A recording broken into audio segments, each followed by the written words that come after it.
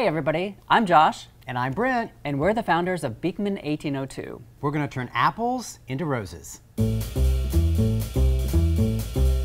For this recipe, you'll need 4 large apples, lemon juice, 1 pound of puff pastry, 1 egg for the egg wash, 7 3/4 ounces of applesauce, 7 tablespoons of butter, 5 ounces of quince jelly for the glaze. Now you're going to want to keep your apple slices from browning. So to do that, add a little lemon juice to water.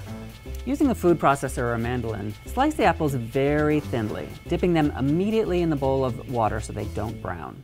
Then place the bowl with the apple slices in the microwave oven on medium-high for about 1 minute just to soften them slightly. Preheat the oven to 350 degrees Fahrenheit. So we've taken our puff pastry and we've rolled it out roughly 16 by 25. And now we're going to cover it with an egg wash. So each strip is going to be roughly 2.5 inches wide. Just like Whenever something doesn't come out right, just call it rustic. We've got our apples. They've come out of the microwave. They're a little bit pliable. So now we're going to start overlapping them. Now watch how we're doing this, because what you want to do is you want to have the edge that has the peel peeking over the top edge of your strip. That's going to give the rose its color. Now we're just going to use a little bit of applesauce and go right down the center of the apple, just a thin layer. And if you don't happen to have applesauce, you could use honey, you could use a little bit of jelly. This is going to help hold your roll together once you roll it up. Take the strip and fold it up over itself. Make a little trough for your apple slices.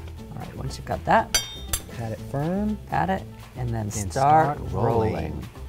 Look, it's already so pretty. This is much easier to do than you think it's going to be. Look at how beautiful that is. So you can use any sort of tin. You can use a muffin tin, you can use little decorative cake tins. If it's not nonstick, go ahead and spray it with a little cooking spray or butter. But then you just gently lift and put it right in your mold. Bake for 40 to 45 minutes, checking regularly on how they're coloring. Remove them when the pastry is a lovely golden color. Next, lightly heat the quince jelly or any other jelly you happen to have in your refrigerator and luster the roses to give them a nice sheen. For complete instructions, pick up a copy of the Beekman 1802 Almanac or visit tsc.ca. We went apple picking and everything came up roses. This is the best rose I've ever eaten.